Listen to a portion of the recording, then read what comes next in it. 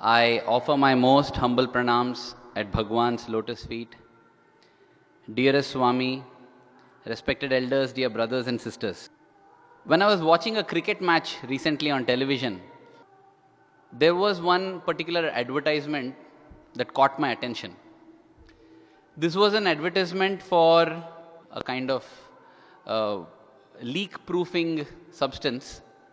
So, in the ad, what happens is, there is this person on the deathbed, and the son is keen on getting as much as the property as he can from this person. So, even as the father is dying, instead of trying to help him or do anything like that, he makes him hold a pen and add zeros to that figure there, His father would have left behind possibly 1 million. He wants to make it 1 billion. So he just makes his father add 1 zero, 1 more zero, 1 more zero. And when he adds up 5 more zeros, the father dies and he just kisses his father and he's very happy. Because just before his father died, he could get the most valuable thing. And he's just looking at that will where so much has been left behind for him, and he's happily walking out of the room. That time there's a leakage in the pipe. A drop of water falls on that 1 over there and erases it off. So he's left with 10 zeros over there. And he starts wailing. It was an interesting advertisement, but then I thought that possibly this advertisement shows our situation in life also, Before death, we want to gain value, we want to gain things, we want to gain resources, and we try to add value, meaning to our life by gathering, adding more and more zeros. And when death comes, something wipes out the 1 in the beginning and we are left with nothing. We suddenly feel that, oh my God, all my life, what has it been? It has been 1 big zero. What possibly is being parodied in this ad is something that Bhagavan has told many times in the discourses. Swami says, you keep seeking things, everything is big zero, everything is big zero. God is the only hero. Because God is that 1. Swami would say in the discourse. You take out the 1, there is no value for any of the zeros. But once that 1 is there, as many zeros as you add, that much value you get. In fact, that is what inspired me to take up this topic, the 3 zeros. I remember that there was this lady, when she got an interview with Swami, Swami asked her what she wanted. And she said, Swami, I just want Sai Krupa. Sai Krupa meaning Sai is compassion. Swami told her, for Sai Krupa, you'll have to give 3 things. If you give it or not, I will take it away. And then Swami said, that I'll leave it in suspense because otherwise you may get up and go off. So I have been thinking a lot about this, the 3 things that Swami said then. And that is what I call as the 3 zeros, because these are the 3 zeros which seem to give a lot of value. But without the 1, there is no value in these zeros. That's why they are zeros. In fact, so much thinking on this theme, I also came up with a fictitious story, a piece of fiction. I'll narrate that story because though it's fiction, it has got many lessons. Because the limitation of fiction is it can never be near the truth. It is said truth is stranger than fiction. If fiction itself seems strange for us, imagine how strange truth can be. Because that is the thing. Bhagavan would tell in his discourse, whatever you think as truth, that is not the truth. Whatever you think as untruth, that is the truth. That's so strange that statement is. What do you think that is? That is untruth. That is the truth. What do you think this is the truth? That is untruth. So you see, truth is very strange. That's why it is said truth is stranger than fiction. Because fiction is something that comes from the mind of man. Man has to imagine and create fiction. Truth is coming from the creator of the mind of man. So if the creation itself is so magnificent, how will the creator be? And this is what Swami always says also, whenever you see the creation, instead of getting addicted and lost in the creation, use it as an opportunity to grow in admiration for the creator. So this story starts in the year 2090. In 2090, there is Prasanna. Prasanna is sitting in his altar and he is crying. He's sitting in front of a magnificent golden framed, the frame is made of gold, framed picture of Bhagavan Sri Sathya Sai Baba. He's sitting and he's crying there. He's crying, it's 2:30 in the morning, and he's just not getting sleep. His wife and children are asleep. He's sitting alone in his altar. And his altar is a huge room it is. The entire space is an altar. He's sitting there and he's crying and he's telling Swami, why are you not giving me what I seek? Why are you depriving me in this manner? Please respond, please respond. This is a prayer that is going on. He's looking at that picture. That picture has been taken by his great grandfather 100 years ago in 1990. That photo of Bhagwan. So he's looking at it. And for him, Swami is his God because his great grandparents were devotees. His grandparents also. His parents have told him about Swami. His parents have not physically met Swami. Because by the time they were born, Swami had already taken Mahasamadhi. But they have had experiences. And so they have narrated that to him. And in 2090, Prasanna, a 35-year-old, is sitting. He has had his own share of experiences with Swami. And he's sitting and crying. Now, what could Prasanna possibly be crying about? We should just take a look at his life to understand what he can be crying about. He was born as a very special child. Brilliant. Scored brilliantly in school throughout. He had an amazing aptitude for music, excelled in sports, became the champion in his school, became the champion of the college. In fact, he graduated from the Satsangh Sai University with the all-round gold medal. Later on, went on to found his own company, became the CEO of the company Bharata Bhagya Vidata.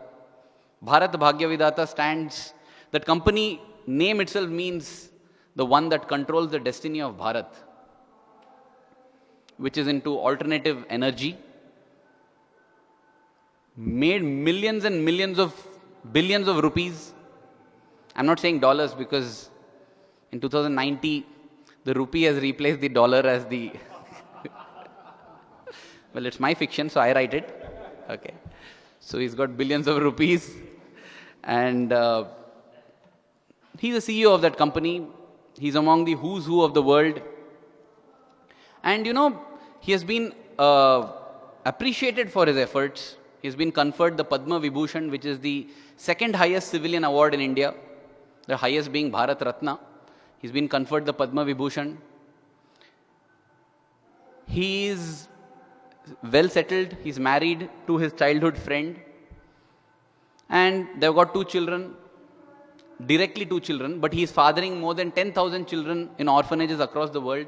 He's one of the leading philanthropists, donating a lot of money to charitable causes. And guess what? After all this, they say that a fruit-laden tree receives stones. Apparently, Prasanna's life has been one which has not received even a single stone because there's not a single negative article about him in the media. It's only praises. It's only glorifying him. In fact, his parents actually felt that what the priest had told during the naming ceremony, the priest had said, this boy will be named Sathya Sai Prasanna, which means his God and Guru Sathya Sai will be happy with him. It seems to be coming true. He's got everything. And now why on earth is he sitting and crying in the middle of the night? He's crying and he's telling Swami, Swami, happiness is union with God. I'm not happy, Swami. Please, I want you and I want you alone.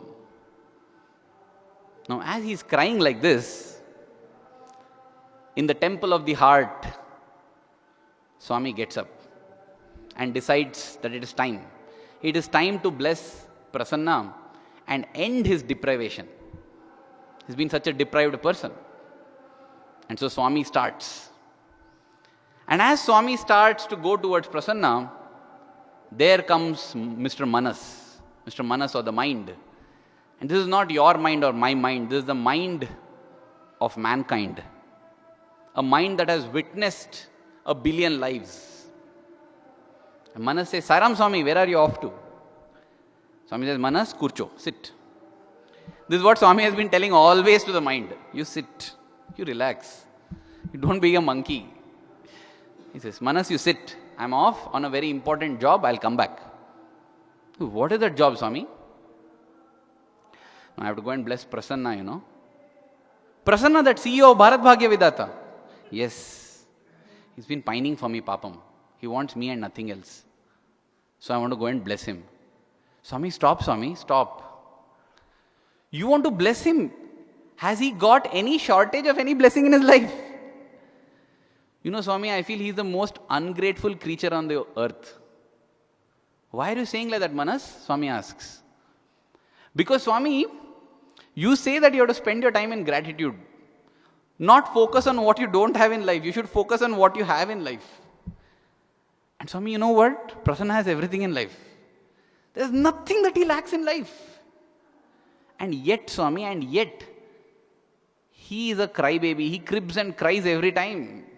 How much will you give him? How much ever you give him, he is not satisfied. And so you want to go and pamper him now and give him this also. Then Swami says, Manas, that's my nature. What do I do? My heart is like butter, it melts. I pamper everybody. Swami, this you don't tell, huh? This you don't tell, Manas says. Correct, we are all on side of Manas, right? You don't tell this, Swami. You don't pamper everybody. You pamper just a few people maybe. You don't pamper everybody. And Manas says, Swami, you might say you pamper everybody, but what about Kuber's life? Huh? What about Kuber's life? Swami, oh yeah, what about Kuber's life? Swami, you know it. No, I know it, but you tell me. Many times Swami asks us, not because he doesn't know it. I love this little incident, my favorite one, where Swami comes and asks this boy, what's your name? And he says, Swami, you know it. Where do you come from? Swami, you know it. What is your father doing? Swami, you know, Swami. I know everything, just shut up and answer me. Yesterday you only prayed that Swami should speak with you. Now I'm speaking with you. And you are telling Swami, you know. If Swami has to communicate with us in order to get information about us, there's no need of communication at all. But we feel joy, right, in communicating with the Lord. That's why. So Swami tells Manas, I know everything, but you tell me. So Manas says, okay, Swami, let me quickly do a flashback. Let me take you 150 years before, to 1950s. That is the time, this life of Kuber that I am speaking about.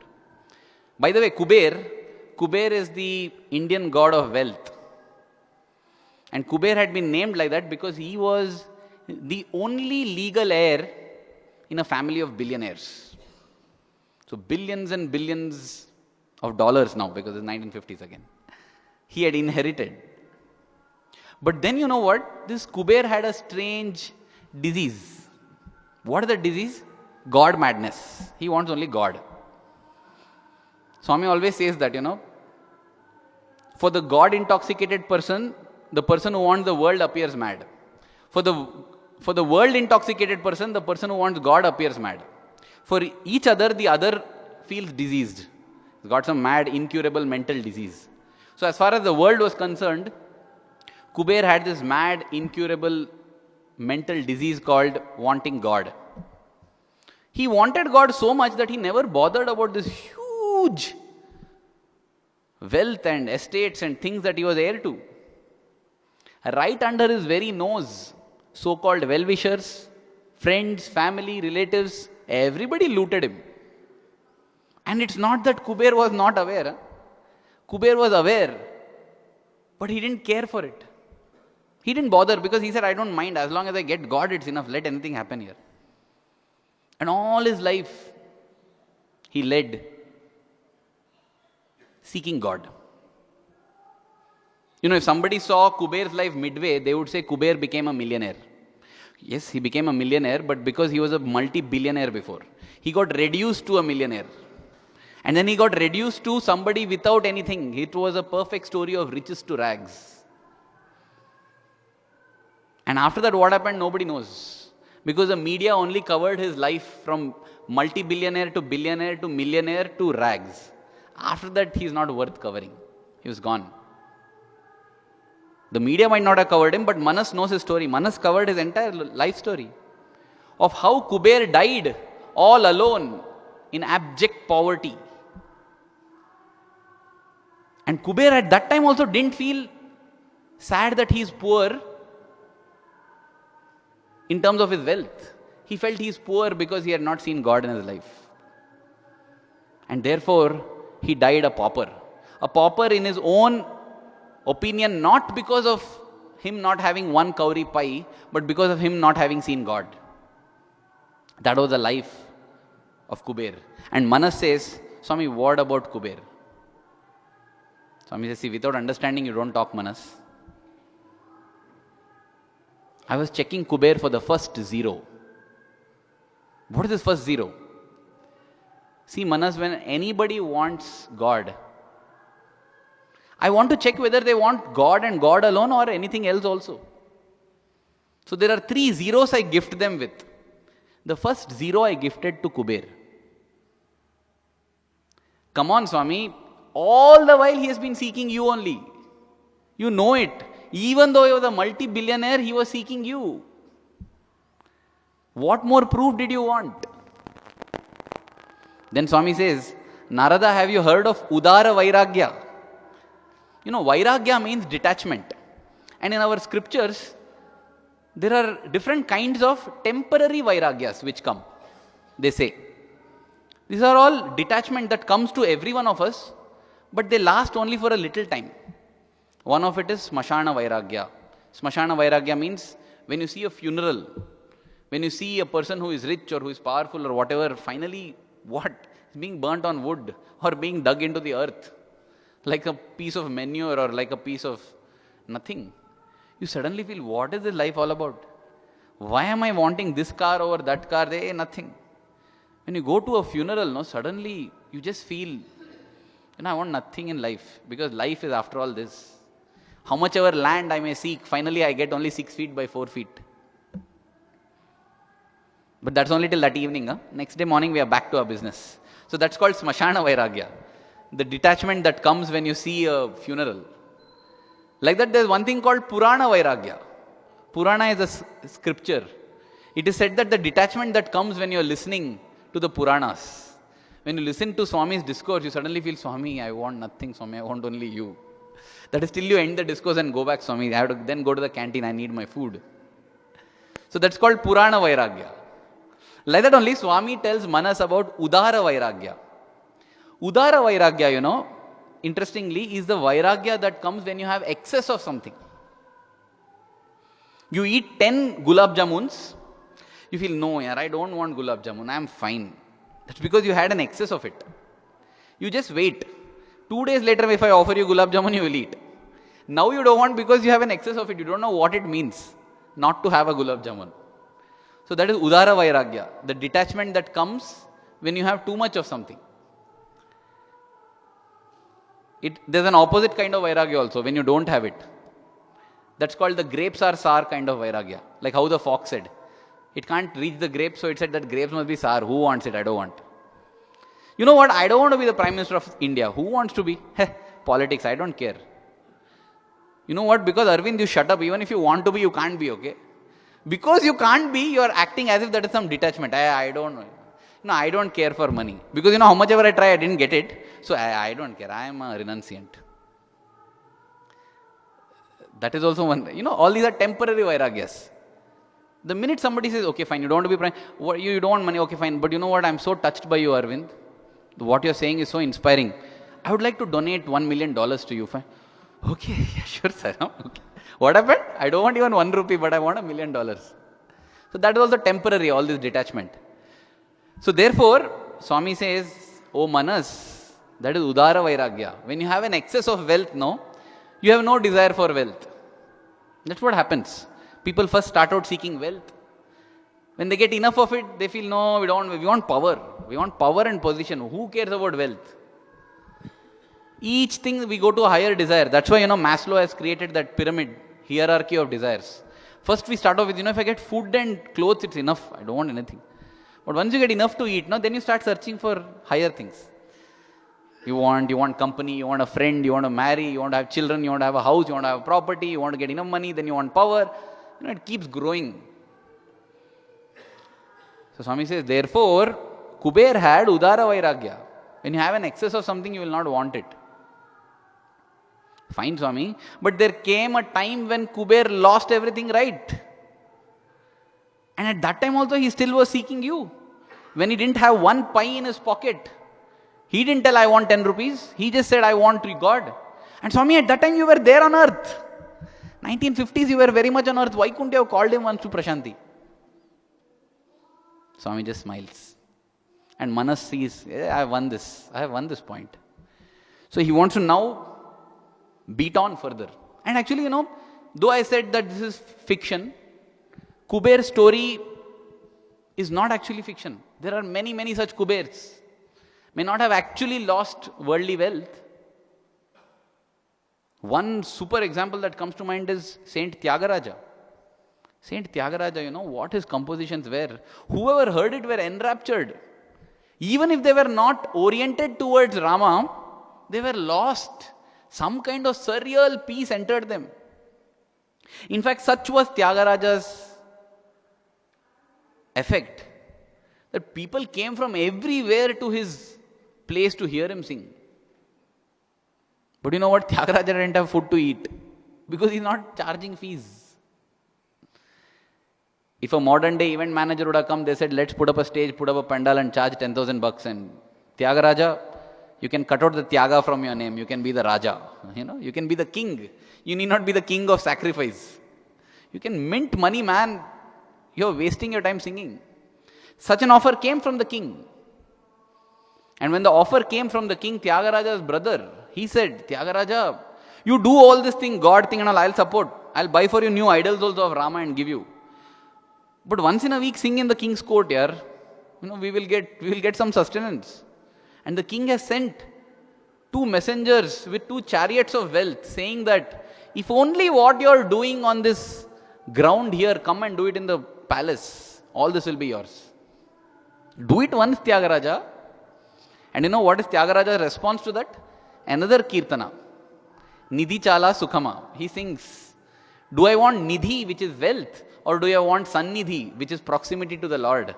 He says, I don't want this. And Tyagaraja's brother plucks his hair out of his head. Arey yaar, you get your Sannidhi, but get Nidhi for me, no. Get the wealth and then sit near the Lord. Who cares? I'll buy you golden idol of Rama.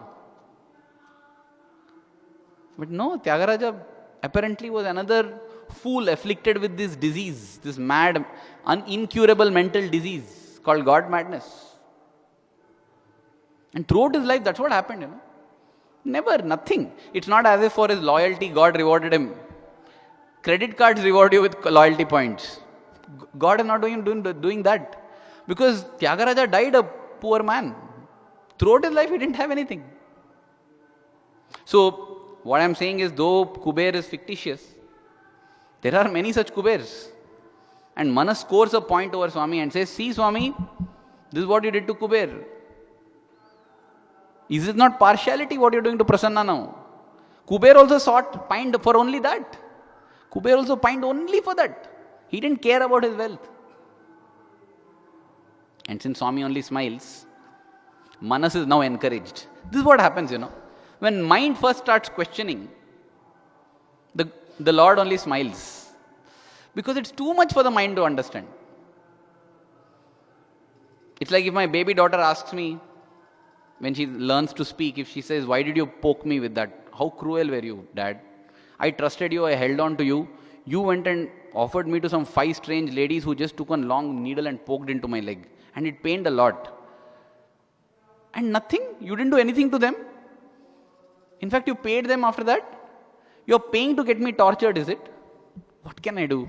I'll just smile. You grow up, my little one, you grow up. When you grow up, you'll realize the wisdom with which I did that. You will realize that what I have protected you against, and you will also be grateful for the same.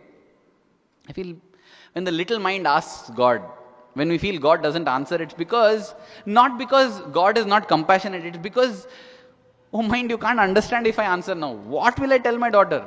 What will I tell her? That I'm getting you vaccinated, I'm getting you inoculated. What will she understand? No, instead of that, I'll just carry her and do goo goo goo poo poo choo choo choo. Okay, fine, you smile and. Swami also will tell that only. Bangaru, no, do bhajan, take candy, eat. Swami, I don't want your candy. Why is my mother dying? Why is this happening? I want answers. Same thing your mind asks, why you did this to Kuber? And Swami smiles. Mind is encouraged and he says, okay Swami, leave Kuber aside. What about Maithri? What about Maithri? Who is she now? Oh, Maithri, another flashback. This is not 1950s, this is 1980s. Now Maithri, again, as per her name, a very friendly being. Lots of, very friendly towards everyone, and nobody can be there who is not a friend to Maithri. Maithri is like a Vishwamitra. Vishwamitra meaning world friend. Very sweet in nature, very sweet in character. Nobody can even think of fighting with Maithri. Such a girl, as she grows up, whole family has gone on pilgrimage. Again, by the way, Maithri is also having that same disease, the incurable mental disease called God madness. She wants Swami. She wants God. She doesn't know Swami, of course. She wants God. And Maithri is seeking only God. Therefore, she convinces her entire extended family to go on a pilgrimage up north to the Himalayas. And the 50, 60 of them, they set about in a bus. Then you know what happens? Manas tells to Swami, you know what happened, because you only did it. The bus falls down the gorge. And what everybody considered as the greatest stroke of luck was the greatest stroke of misfortune for Maithri, because she was the sole survivor of that accident. One shot, everyone wiped out clean. Maithri is orphaned. Orphaned not by birth, orphaned by a cruel blow of fate. And yet, she holds on to the Lord. She doesn't give up her faith in God. She says, I want you, God, I want you, because I know God alone can get me joy. Maithri, again, as her name stands, she makes more friends. She just can't stop but make friends because she's so sweet. These friends help her. They become like an extended family for her. She gets married also to a person whom, again, the entire marriage, everything is taken care by these friends. But you know what? Her husband settles down in some faraway Dubai. So she's again cut off from all her friends. Again by fate, this time by distance. Once by death, the second time by distance. Again she's all alone, Maithri. But she's fine. She gets her child. Undoubtedly she becomes the best mother. Her name again stands like that. Now what happens? Her husband decides to leave her and go away with a childhood sweetheart. And there, according to the rules of the Middle Eastern land, he gets custody of the child too. And Maithri is once again all alone. For no fault of hers. Once death takes away, once distance takes away, now the legal system takes away, and she's all alone. She's still seeking God. And in fighting the court order, she dies. And Manas says, Swami, what did you do for Maithri? She wanted you, Swami. You could have called her, right? You could have called her to yourself. She had everybody in the world, still she sought you. And what you did? Took away everything she had, everyone she had. Oh, Manas, that is the second zero, Manas. That is the second zero, Maithri, and she passed the test. That is the zero of relationships and kinship. If you truly want God and God alone, then no relationship will matter to you as much as God. That's what has happened. That's what Bharata did, right? For sake of God, he gave up mother. That's what Vibhishana did. For sake of God, he gave up brother. That's what Prahlada did. For sake of God, he gave up father. No relationship. I need God. I wanted to check that, Manas. Oh my God, Swami, you are very brutal. You are very cruel. How you are checking? But you know that, no? Fine, I'm fine you tested, Swami. But in the end, what happened? She just died.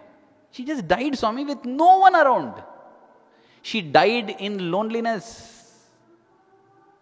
And again, when I say Maithri story, it's not as if Maithri is only fiction. Just think, we have Mirabai. Mirabai, as a small girl, she sees the pageantry of a wedding procession and says, "Mother, what is this?" She says, "That is a wedding. That girl is going to get married to him. He's going to be her husband." And Mirabai, little Meera asks, "Mother, where is my husband?" And the mother doesn't know what to answer to this little girl. And she says, "There, that Krishna idol, that's your husband." And that's it. Mirabai holds on to that throughout life. And you know what? You look at Mirabai's life. It was throughout spent in loneliness. She never had anybody of her own. Because everybody hated her for going behind this Krishna. They fed her poison. Her husband loved her actually. He tried to become close to her, but it was just not possible. He also left her. Her in-laws left. Finally, she wandered about. And nobody knows exactly, how she died, what happened, don't know. Of course, we may glorify saying she merged with Krishna and all that, but how do we see a merger? I mean, a person dies and what is the proof? Okay, this is my fiction story, okay, so I'm reminding you again and again. So this is what it is. So where's the proof? She died alone. And Swami tells, "Manas, how do I make you understand? It's not loneliness, Manas, it is solitude. There's a difference. It's not loneliness, it is solitude. Loneliness is empty, solitude is full. Loneliness, you feel there's nobody. Solitude, you don't need anybody because you are full by itself. Purnamada Purnamidam. Everything is Purnam already." See, Swami, I don't understand all this. Don't escape my questions using philosophy. Why didn't you call Maithri to yourself? Swami again smiles. Now Manas is very happy. He has caught Swami, by the scruff. Where can Swami escape now? Manas says, "Okay, Swami, forget Kuber, forget Maithri. I can give you 100 such examples. But let me tell you one of the most terrible injustices that you have done, Swami. That is the story of Vibhuti. What about her now? Vibhuti, you know what the word Vibhuti means? Vibhuti means all the glory of the world. It's the other name of goddess Lakshmi. It means not only wealth, all kinds of wealth in abundance. Manas says, "Do you know that meaning, Swami?" Swami says, "I know, okay. I know the meaning of Vibhuti. I have given it to 1 billion people. When I was there in my physical form on earth, I have done. I know, don't tell me about Vibhuti. So me and Vibhuti are inseparable."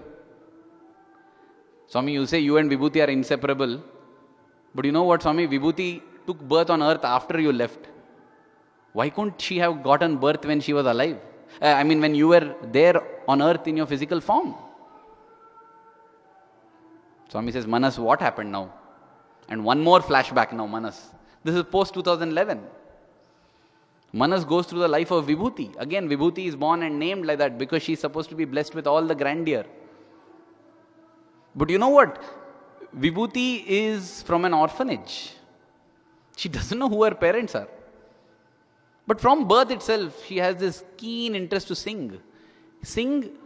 And of course, she has that same disease, the incurable mental disease called God madness. So she loves to sing, but greater than her love for music is her love for God. So naturally, she gets into singing devotional songs. The orphanage, somehow they have to provide. That's what any orphanage does. Tries to raise up the child and gets the child to stand on his or her own feet. But what does Vibhuti stand on? Because she's not interested in anything else other than God. So they send her to a temple where she can sing some kirtans and bhajans there. And there, Vibhuti creates miracles and magic. Stories spread far and wide that when sick people come and listen to Vibhuti sing, they'll get cured. Go and listen to Vibhuti songs, your problem will get solved. She becomes the Asthana Vidwan. Asthana Vidwan means the temple recognized Vidwan. Her fame starts spreading. She is allowed to enter the sanctum and sing in the sanctum sanctorum. But with fame always two kinds of reactions. While one is the appreciative, wonder-filled kind of reaction, the other is the jealous kind of reaction. Everybody is wondering, when this girl is so talented, why is she wasting her talent on God here like this? She just has to go to Bollywood. She'll make $1 million. Why is she wasting? There must be some ulterior motive. Something must be there. She must be getting something here. She has some objective here. This kind of jealousy. And the foremost among those who are jealous on her is the head priest of that temple. And this is no ordinary temple. This is a Padmanabha Swami temple, one of the richest temples in the world. And you know what this priest does? He just pilfers away the treasures that belong to the Lord and simply puts the blame onto Maithri. Because the priest has got connections. And all the connections stand by him and blame not Maithri, Vibhuti for it. Vibhuti has stolen this. Easy to forge documents, get proof. And you know what? Vibhuti is not interested in fighting and clearing her name. Because she is not here for any of that. She wants only God. She wants only God. She is praying to her Padmanabha. Crying out to him, telling, I want to see you, I want to see you. The court order comes and she is dumped into jail. And everybody starts writing articles. The media is again covering it. As to how, the media is always interested in showing the selflessness is rubbish. Because, selfishness is jealous of selflessness. Because you know what? Selflessness gets more than what selfishness can get. Selfishness is trying to grab. Selflessness without trying gets more than selfishness. So selfishness is jealous of selflessness. It wants to destroy the idea of selflessness. So whenever possible, they'll try to show that actually it's not selflessness. It is selfishness only. It is expressing at selflessness. That's all. That's what media does to Vibhuti. Destroys her. And Vibhuti becomes one of the worst examples. And again, dies all alone, devoid of any glory. And Swami says, Swami, what? Swami, you seem to be having great joy in making paradoxes out of people's names. Whatever name is there, you make it directly opposite to that. Vibhuti, and you made it opposite. Vibhuti means great glory. Swami says, Bangaru Manas, Vibhuti means ash. The ultimate residue what remains. That is the most important. You remember all this burnt into ash. That is the true meaning of Vibhuti. There's a problem if we don't see the basis and see what is external. I remember one Guruji, he was giving a talk in this very hall. He asked a question. He said, a devotee came to him.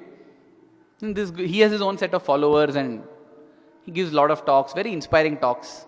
So this Guruji said that a follower came to him and said, he was a jeweler. Said, Guruji, I want to offer something to you in gold. And this person said, okay, what do you want to offer? That person wants to test his Guruji. He says, Guruji, I have got a statue of Ravan, the demon king. And I have got a statue of Rama and Ravana. Which one do you want? Which one will the Guruji choose? Which one? Rama.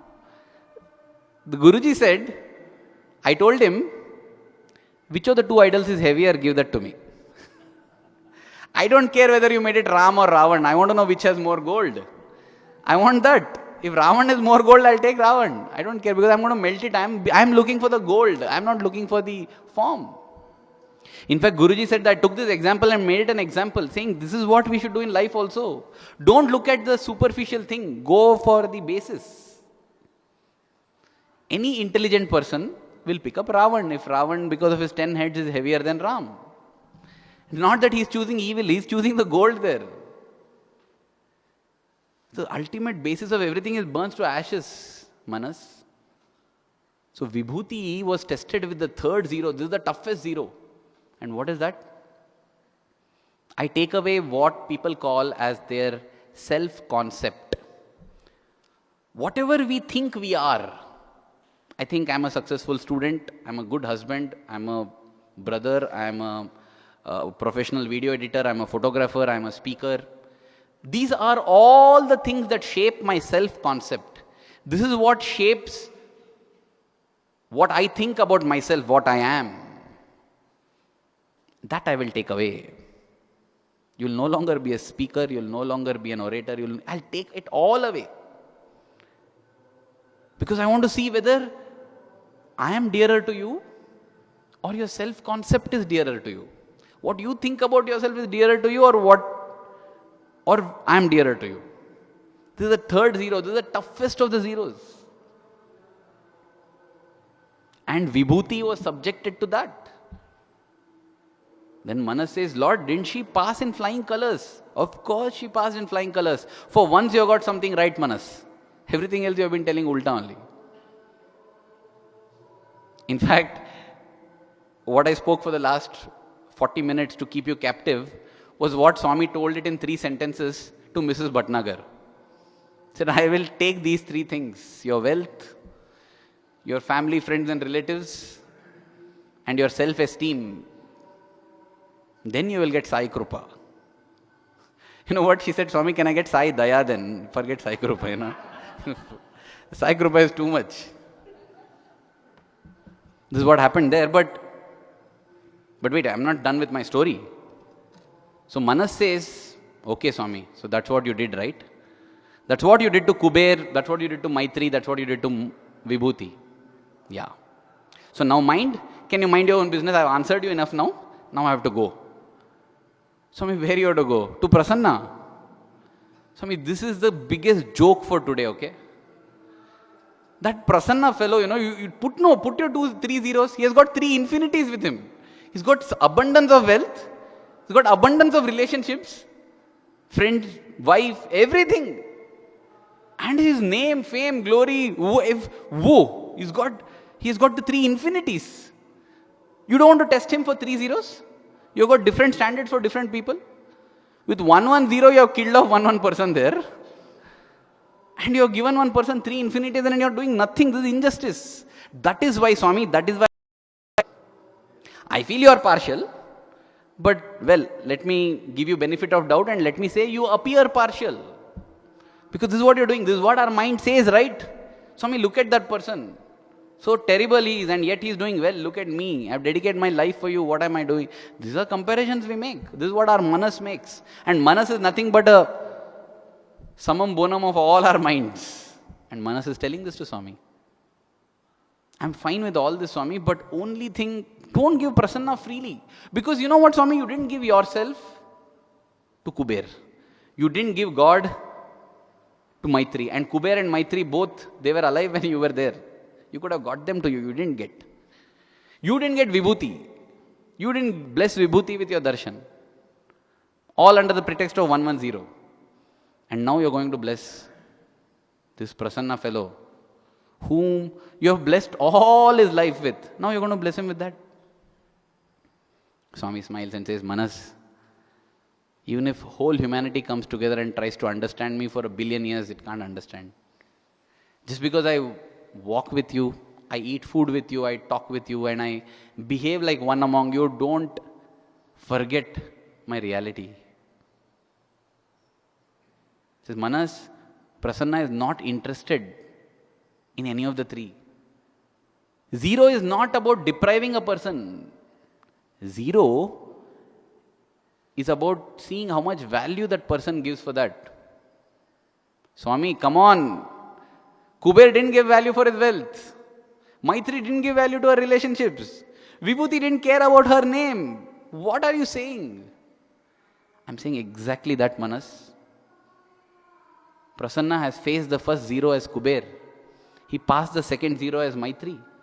Passed the third 0 as Vibhuti. And now that soul is ready to receive me.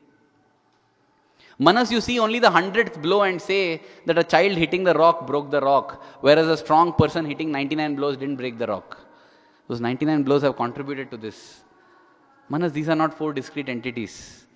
I have got, Swami, God is Kala Kalaya Nama, Kala Titaya Nama, beyond time. One lifetime is nothing. We don't understand many of these things because it spans not just this lifetime but across lifetimes. Just like my little daughter will not understand me. The only good thing about my little daughter is that though she doesn't understand me, she doesn't misunderstand me also. She doesn't tell my father is cruel and next time 5 minutes later when I pick her up, she still is happy and smiling. She is not, hey, you cruel fellow. But that's the problem with us. After that we say, Swami, you're cruel, you're bad. So that's where the story comes to an end, where Swami says, so Manas, I'm going to Prasanna, do you have any problems? No, Swami, please go.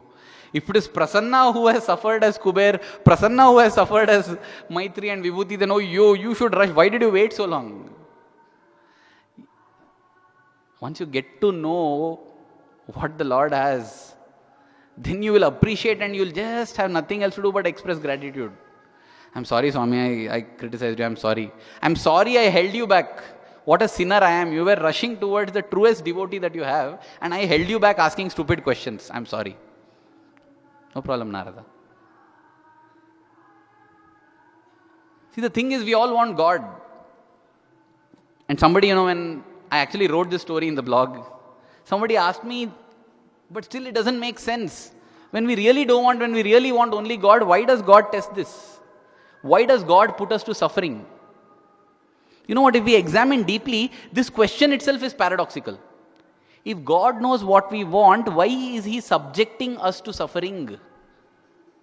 Hey, you said money is a zero for you. Yeah, money is zero. God, you only matter. Then why do you call the lack of money as suffering? Because if money is zero for you, whether you have money or don't have money, it should not matter, right? Oh, Swami, that means I say I want you, but I actually want money also. That's why. I know what it is. For you to get to know, I put you through that. You say money means nothing to you. But the moment you lose money, you say, no, you want money. You say relationships mean nothing to you, but the moment you lose somebody, you cry and tell, I want that person back in my life. So, it's not that I know what it is, I know the truth. In order to make you aware of the truth, I am telling you. Because you know what, if you are true in saying that money doesn't matter, relationship doesn't matter, my self-respect doesn't matter, then you know what, this won't be suffering. Because go and ask Tyagaraja, why did Rama make you suffer? Tyagaraja will tell, what suffer? I didn't suffer. Go and ask Mirabai, why did Krishna make you suffer? She'll tell, what suffer? I didn't suffer. In Kodaikanal, some of the students asked Swami, Mirabai chanted Krishna's name throughout her life. Why did she suffer so much then? Swami, did Mirabai tell you that she suffered? Did Mirabai tell you she suffered? You are thinking she suffered. She didn't suffer. She was in great bliss. That's why when she was told either give up Krishna's name or drink poison, she said, I will drink poison. Because the pain and sorrow of poison is no match to the bliss of Krishna's name. The pain and sorrow of getting beaten by you is no comparison to the joy of Krishna's name. She was never sorrowful, my dear. You are thinking she was sorrowful. Because you are a world-afflicted man, because you are stuck with worldly disease, you feel that the God-loving people are diseased. Mirabai would have felt to you, you poor souls, you are struggling and suffering so much in the world. Come out of this suffering, become like me. Because I am always in joy. Swami, I also take your name. I also do 108 times every morning, Likita Japam. Why I am not getting bliss like Mirabai? When you have jaundice, when you have malaria, everything that you eat tastes bitter. Is it the problem of the sweet or the problem of your tongue? It's the disease tongue, the world disease. Bhavaroga. Swami says, your Bhavaroga tala. Tala means head. Bhavaroga is the disease of the world. Says, make your Bhavaroga tala into Bhavaraga tala. Because of that Bhavaroga, you are not able to taste the sweetness of the sweet also. Then Swami, give the medicine. Give the medicine to cure my tongue so that I can also taste the sweetness of the name. You know one beautiful thing, my dear one? Whereas in other case, you need a medicine and a sweet. In this case, the Lord's name is the medicine, the Lord's name is the sweet. Chant it long enough, you will start enjoying the sweetness. And don't think what Mirabai did it in one janma. Just like you have been educated on Prasanna's life, so too is Mirabai's life. So don't get discouraged, don't get disheartened. Continue. Continue to seek God, but make sure you are seeking God. We say we want God, but actually it is not like that. Because the moment we are deprived of something, we start asking for that. Because truly when we have given up that, whether I have it or not, it's the same for me. That is the quality of an ideal devotee. That's what Krishna tells in the Bhagavad Gita also. Sukha dukkhe same kritva labha labho jaya jayo. Whether in happiness or sorrow, in profit or loss, in victory or defeat, a person who is the same, that such a devotee is dear to me. Because actually you don't care. When you don't care, you not only don't celebrate when it comes, you don't cry when it goes also. So how does it matter whether you have got wealth or you don't have wealth? How does it matter whether you have got relations or you don't have relations? Of course, that's a very lofty ideal to reach. But what I'm trying to tell is, while we are trying to reach that ideal, let us remember that it's a lofty ideal that we are trying to reach, and let us not think that my suffering is because of God. Because God is unfair. Because God is partial. It is not like that. He's just holding a mirror in front of us. Whatever we hold is what we are seeing. It is only because I hold wealth so important, I feel I am deprived. It is only because I hold relationships so important, I feel that I am deprived. It is only because I hold my concept of myself as so important that I feel I am being deprived, that my name is getting, blacklisted or black marked. Otherwise, why will I care for any of this? And once those 3 zeros are reached, Swami himself says,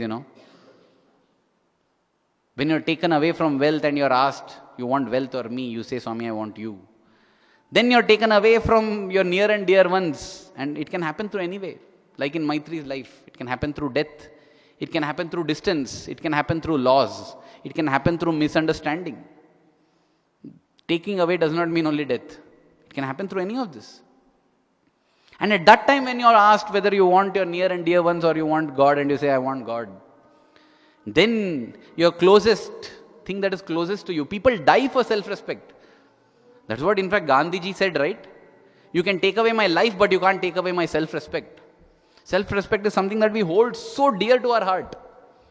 I will die if necessary, but I won't give up my self-respect. I won't give up my good name. That is so dear to your heart, but is it dear to you, dearer than me to you?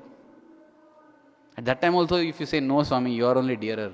Swami says, at that time, I give you the greatest gift of life, myself. I become yours. I become yours to command. Now, we want the greatest thing in life, the ability to command God. When we hang a photograph of Swami on the wall, we check the nail 5 times.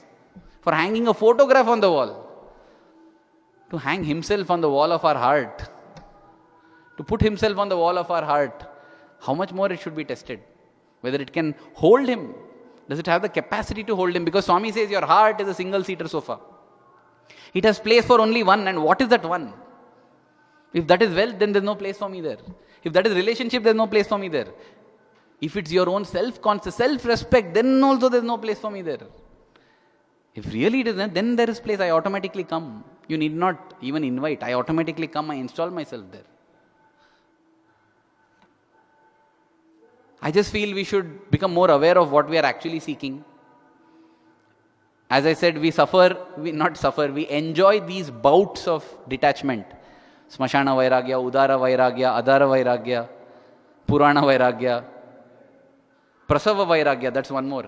They say when a woman delivers a child, she feels enough. That's what my wife said. She told me, nothing in my life could have prepared me for what I went through. Oh my God, enough. And they say every woman feels like that because it is so painful. But guess what? There are people with 4 children, 5 children, 3 children. What happened? Because that is Prasava Vairagya. That detachment stays only for some time. After some time again, yes, one more child will be nice. Male child will be nice. Different things come. So, it is time that we get truly detached. And it's not a sacrifice, That is the thing. It's not that we are sacrificing all this. I'll possibly conclude with what the saint Bhaduri Mahashai, he's mentioned in the autobiography of a yogi. He's supposed to have had great family wealth. And after everyone passed away and he was the last, he just gave up all that. He just distributed it one day and became a sannyasi. And so his disciples would say, Master, you are great. For God's sake, you gave up all their riches for God. He said, no, you are reversing the case. I gave up a few trinkets, a few paltry rupees for the sake of a cosmic empire of infinite bliss. I am not a tyagi, I am not a renunciant. You are the renunciants. The world is the renunciant because it is giving up that cosmic empire of infinite bliss for the sake of a few paltry rupees and trinkets. You are all the great Tyagis. I bow down to you. I am not a Tyagi. So you see, a person who has seen the truth will not feel that it is a sacrifice. It is not a sacrifice at all. In fact, it is selfishness, highest selfishness, because you are not satisfied with anything lesser. You seek only the ultimate. The ultimate, which is permanent joy. And permanent joy can come only from something which is permanent. How can something give you something which is not its nature? Swami would ask this. How can something that is itself temporary give you something which is permanent? How can you get anything permanent from this bottle which is temporary? How can you get anything permanent from this body which is temporary? So if you want something which is permanent happiness, you have to get it from something which is permanent. And that is why Swami would say happiness is union with God. Another favorite example of mine which I saw with my eyes is when Swami would come out, there's a VIP, there's some minister or there's some industrialist waiting to meet Swami, and Swami ignores them and walks out, keeps them waiting. Not some important work over here, he's talking about idli, dosa, vada and such things. And in between he says, minister is waiting for me. And I think, Swami, what Swami? You're trying to show your importance, show off that, big shots are waiting for me, but I am keeping them waiting. That's my foolish mind that thinks like that. I felt that when Swami talks to the MBA boys, the MSc students, he was telling them that, what is it that you're doing this whole education for? We have our goals. Yeah, I want to join as an executive this, I want to become, we have our career goals. Swami would say, you want career for what? For money? After getting all that money, that businessman there, he can buy 4 puttaparthis if he wants. But after getting that, what he's doing? He's coming like this in front of me. You want power? You know what power that minister has? But after having all that power, what is he doing, He's coming like this in front of me. Do you want to run the whole 400 meters to realize that you're back at the starting point? That's what happens in a 400 meters race, right? On your mark, get set, go and you run. You want to run as fast as possible. At the end of it, when you hit, you're back at the starting point only. Do you want to run the whole thing, get exhausted and realize that you're at the starting point? That's what happens to many people towards the fag end of life. They feel, oh, what did I do in life? Instead, seek God. That's what Swami was telling the students. Swami is telling the students. After achieving all that, they come and try to seek God only. Why don't you start off and use a lead advantage? Try to seek God. So therefore, I just feel that when Swami said, as Sai Krupa, I will give you 3 zeros, it's not a curse. It's definitely a blessing. It's definitely a blessing because the 3 zeros gives us wisdom. It gives us knowledge as to what is true joy.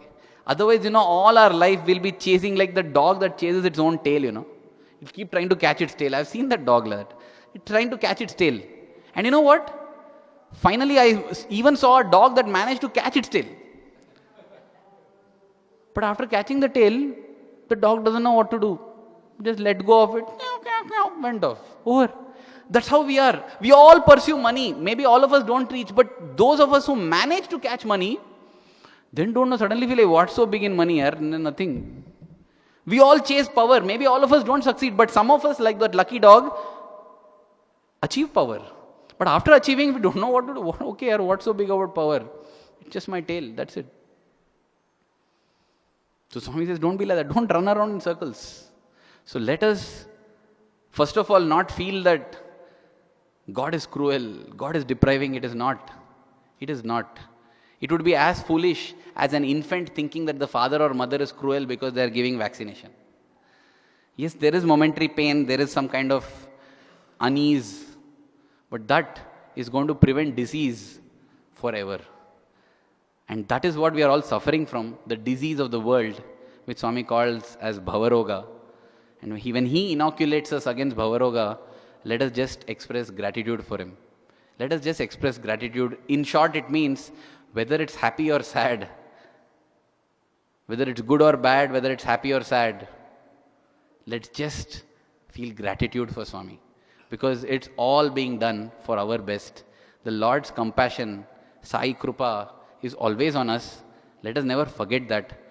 and expressing gratitude every moment of our lives, let us lead it with true joy, true happiness that comes in union with God. Thank you. Jai Sai Ram.